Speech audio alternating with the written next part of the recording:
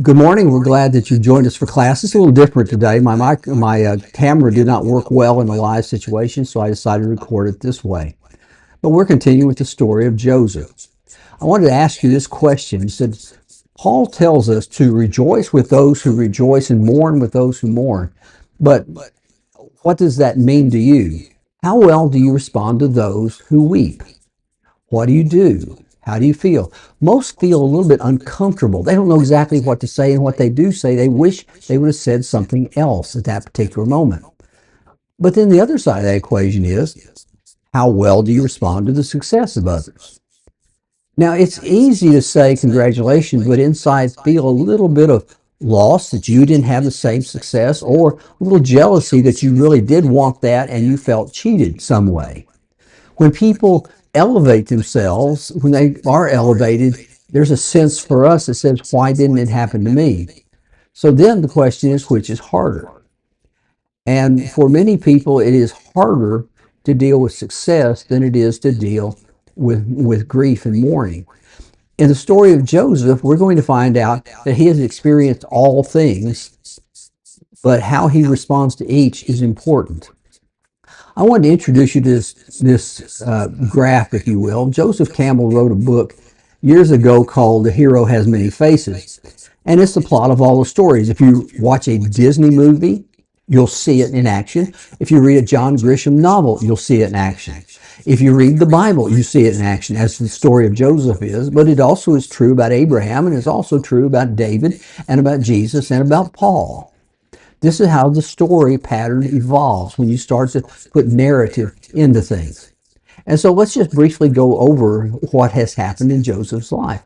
It all starts off in a very known place. He's living in his father's house. He's the pampered son of a father who loves him. Everything's going right. He seems to have the whole world at his fingertips, and his future looks clear. And then suddenly we come to what is that middle line in this chart, and there is a threshold that he crosses. That's the moment his brothers decide to sell him into slavery. Now suddenly he's thrust into a world totally unknown, totally unfamiliar. The languages are different, the customs are different, the religion is different. What do you do? And then he's sold to Potiphar. Potiphar, he serves him well, but his wife has falsely accuses him of molestation, so he's thrown into prison. And there in prison, he still does well, but then he seems to be forgotten. He reaches the very pit of his existence, alone, without anybody to remember him, in a prison far, far away from home. But then, as we saw last week, things begin to pick up. Suddenly, someone came to the cell and said, the Pharaoh wants to see you. Now, he could have imagined a million different scenarios at that point, but when he did get there, he found out that the Pharaoh had had dreams, and he needed someone to interpret the dreams. And so Joseph was the one that he had called on, because he had done it before. And Joseph tells him all the things that are going to unfold over the next 14 years and recommends a plan of action. And then he begins to move across the threshold backward to something that is going to be familiar to him, that will become the rest of his life, if you will. And that's where we are today, as we come into that moment where that changes. In fact, he goes all the way from the very bottom pit, all the way to the pinnacle of the mountain. But it's important to understand something, to examine something. The Apostle Paul would say we experience these extremes in life as well. He would say, I know what it's like to be brought low, and I know how to abound in any and every circumstance. I have learned the secret of facing plenty and hunger and abundance and need. And yet we have to ask the question, which seems harder, to be content in lack or to be content in plenty? The problem with the plenty is the word more keeps coming up. When you get a raise, there should be a little bit more. The millionaire who makes $1 million wants a little more, because that's how he's judging life. We always have to struggle for wanting something beyond it. We change our mentality into what we are saddled with, to what possibilities are. That's why J. Oswald Sanders said, "Not every man can carry a full cup. Sudden elevation frequently leads to pride and a fall. The most exacting test of all is to survive and its prosperity." And there must have been times for Joseph to wonder what had happened to him while he's in that prison. After all, he had been forgotten. He had been left there. Now, when we see situations like that, we sometimes are tempted to say, without knowing the rest of the story or the underneath story, well, they're getting what they deserve. After all, we like to quote the proverb of Galatians chapter 6 and verse 7. Do not be deceived. God is not mocked, for whatever one sows, he will also reap. We say, you see, that's what he sowed something, and now he's reaping his crop. Now the chickens have come home to roost. But the problem is, you have to keep reading to understand the plight of Joseph. When you get down two more verses in Galatians 6, it says, and let us not grow weary of doing good, for in due season we'll reap if we do not give up. For Joseph, the harvest only comes in appropriate seasons. It didn't come immediately. It didn't come in Potiphar's house. It didn't come in the jail. It took a moment. God has a season. And when the right moment arrives, when the appropriate moment arrives, he is ready because he has prepared himself. And Joseph finally reaps the rewards of righteous living. He's done all these good things. He has maintained his morality. He has maintained his faithfulness. He has maintained his loyalties. And it looks like nothing was paying off until you get to today's lesson. And now he gets rewarded. So how does Joseph handle the plenty of life?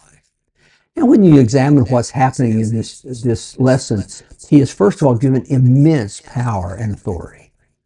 And he has complete and autocratic authority in Egypt. Only one man is greater than him, and that is Pharaoh himself. But we read that it was not something that Joseph wanted for himself. This is not something he applied for. Even his suggestion that Pharaoh find a discerning and wise man to guide these efforts, he never said, and what about me? I think I can do that. Instead, he was recognized without pulling a look at me situation. In fact, when you read Genesis chapter 41, it says, I have set you. That's the Pharaoh. I have set you. I did this for you. He made him right. It's something that Pharaoh is doing. He set him over the things of Egypt. It wasn't Joseph's own doing. Joseph was not puffed up with pride. Joseph was only following instructions. And some things happened because of that appointment. First of all, he's given a signet ring, it says. Now, a signet ring has interesting abilities. The signet ring was basically to prove authenticity. A ring had grooves in it, as most rings do, and so when hot wax was put onto an order, the ring was set into the wax where it left its imprint that said, this is official. This is, as we sometimes say, the imprimatur. That's what that is. And the signet ring gave a man tremendous power, and it says that Pharaoh took it off of his finger and put it on Joseph's finger. That's a different idea. He is investing all the authority of Pharaoh in Joseph. And so Joseph has this great ability to spend money. He can write any check he wants to. He can demand any amount of money out of the treasury. No one has to question him. He doesn't have to go through channels. He doesn't have to beg permission. He says, I want this. They give it to him. On top of that, he also can make and enact laws. Just because I want to, I can decide this is how it's going to go. Now, that's how that works in monarchies. It's not always how it's supposed to work in regular situations, but in a monarchy, the king is absolute. There are no other layers of government that he has to work with. But then the last is that he can pronounce sentences on people. He could put someone to death if he chose to, as we saw Pharaoh doing with the baker in previous lessons. I have a feeling that somehow when it came to this part of his ability, he had a different feeling for prisoners than perhaps anybody else who had that ring on his finger. After all, he had been one of those prisoners, and he knew what the situations were like. But then he got the other trappings of power. He got to ride in the second chariot behind Pharaoh, and Pharaoh commanded his servants, bow the knee. He is important. Make sure you worship him. Now, it's easy for that to go to a man's head if you're not careful. Now he has the ability. It says he was set over the whole land of Egypt. And it's amazing when you think about it, what he could have done legitimately. Legitimately. He could have executed Potiphar and his wife. He could have sent his army back to Canaan to round up those boys that sold him into slavery and had them slaughtered. He could have done everything he wanted. He could have gained more. He could have feathered his own nest. And how a man uses power tells you a lot about how he sees himself and how he sees God. The most important people, the ones that have their head on straight, the ones that have a healthy appreciation for power, do not do retaliation. Instead, they do something else. They use for the good of the people around them, as he did. Now, one more thing while we're still on this passage. It says, he set him over the whole land of Egypt. Now, this is the third time we've heard that concept of Joseph was set over something. First, it was in Potiphar's house. Potiphar gives him authority. He sets him over his entire house to take care of everything in it. He trusts him. Joseph performs well. Joseph is faithful. And then when he is in prison, it says that the jailer set him up over the entire prison so that he had no concerns about it. And Joseph did well again. He was a man used to taking care of things no matter where he was. And so now, in this position, he only steps onto a bigger stage. But all of this happens when he is 30 years old. It says in Genesis 41 and verse 46, Joseph was 30 years old when he entered the service of the king of Egypt. I want you to think about what it was like. What do you remember about being 30? If you were 30 years old, thrown into this situation, what temptation might you experience? How had his past prepared him for this moment? It's interesting to note that Joseph had had it all and then lost it. It could happen again. He held loosely to this power. He saw it as a trust, as a stewardship, if you will. And he had grown up a lot in 13 years. He had seen the worst of life and the best of life. He has now been honed. And so when temptations come his way, when the temptations of rapid ascent and great wealth come to him, he doesn't see them as his property. And he can be faithful in all that he does. And when you continue what happens to him, you watch that another thing besides the ring on his finger and the chariot in the streets and the robe on his back, he also gets a change of name. He doesn't choose it. Pharaoh chooses it, but he does it for a reason. Now, what's important about your name? Is it important to you? Most people say, well, yeah, it really is, because we like to be called by our name. My wife has an interesting habit that I think is an excellent habit. And as we go to a restaurant, she finds a server, and the server comes to the table and says, oh, by the way, my name is such and such, and I'll be serving you tonight. She'll always use his name or her name when they come to the table.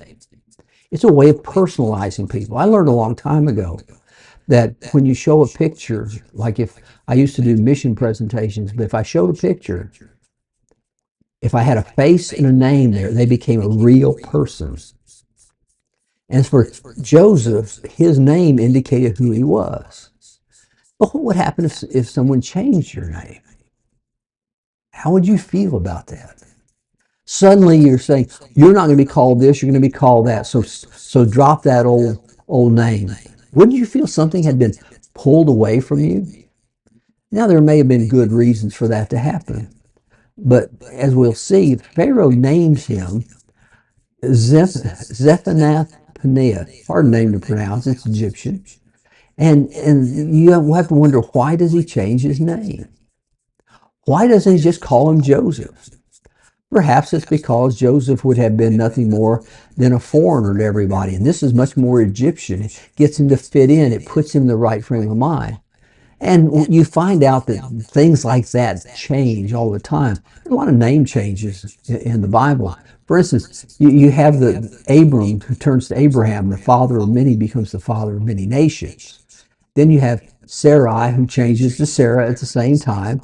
And then you also have Jacob who becomes Israel, the one who has struggled with God and prevailed.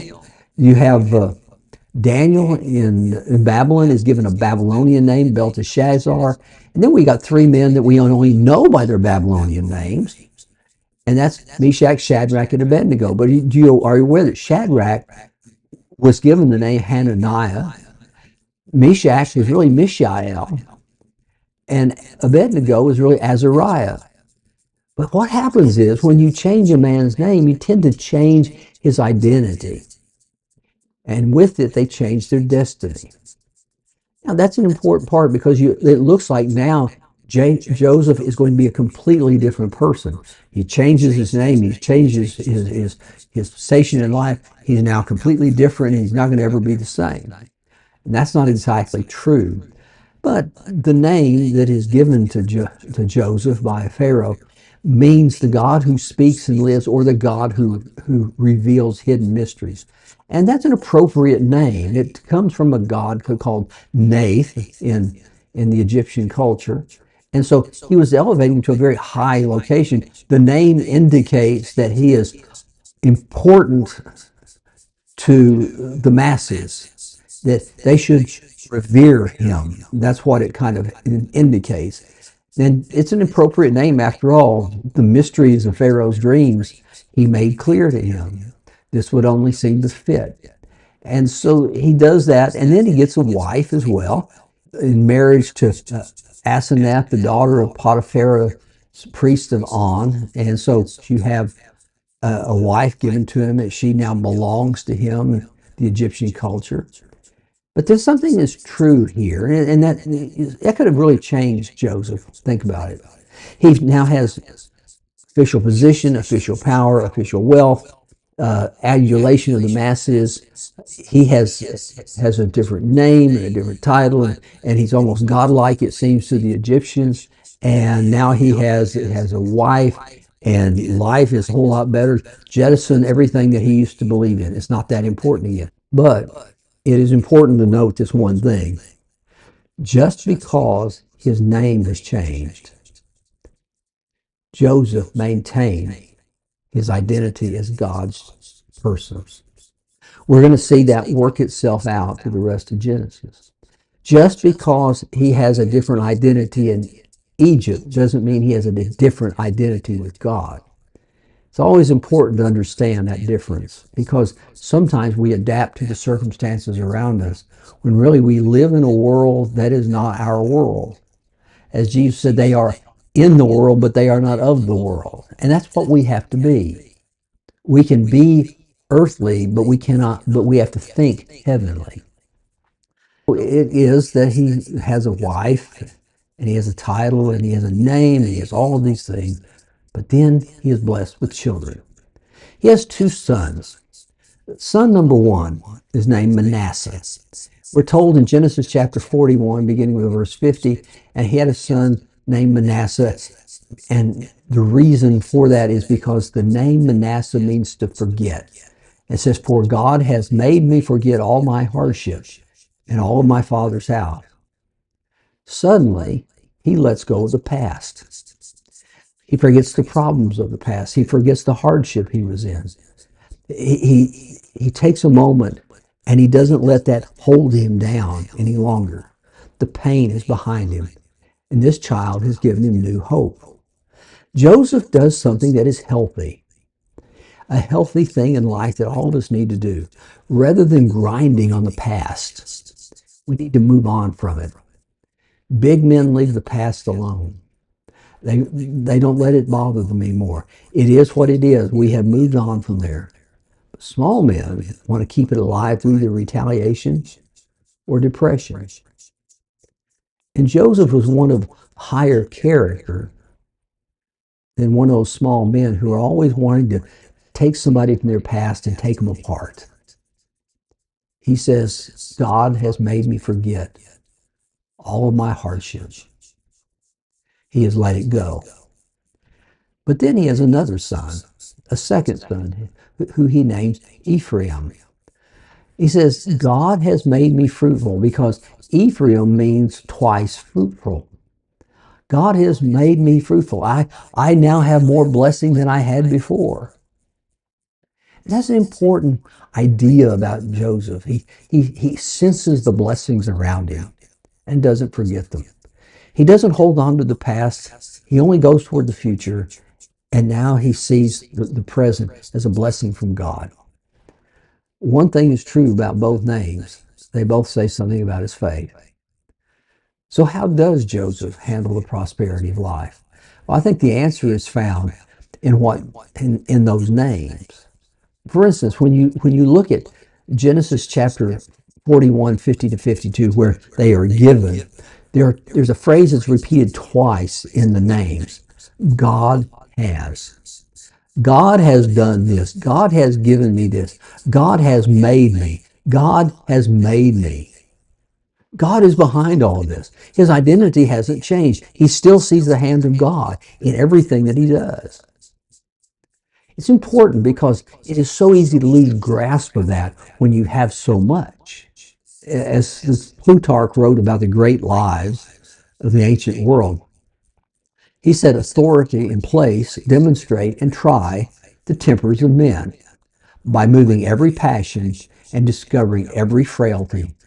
No beast is more savage than man when possessed with power. You find out more about the quality of a man's life, his heart, and his faith when you give him all the things a man could want. And then you'll find out where God is in his life. And for Joseph, God was in the center. Wherever he went, whether prison or palace, God was made as the axle of the hub of his life. The danger is that when success comes, we put God on the periphery and say, my life is important. So this idea was guiding his life all the way through. Remember, with that ring on his finger, he could have had revenge on Potiphar and his lying wife, and Reuben, who had who had raped his half sister, and all of his brothers and so on. He could have done that. But what he sees is what belongs to God. As Paul would remind, vengeance is mine, says the Lord, I will repay. He not only believed it, he practiced it, as we're going to see in coming lessons. And so he comes to a point called today. His past is in his past, and he lingers neither with nostalgia nor regret. You know, there are some people who deal with nostalgia. They wish for the good old days. They want to live in a different time. And they'll say something, oh, I remember when. They usually paint the portrait better than it ever was. And so it's true that it's easy to say, to live in the past, but he doesn't have any regrets. Could he have done something different? I don't know. But he doesn't think about that.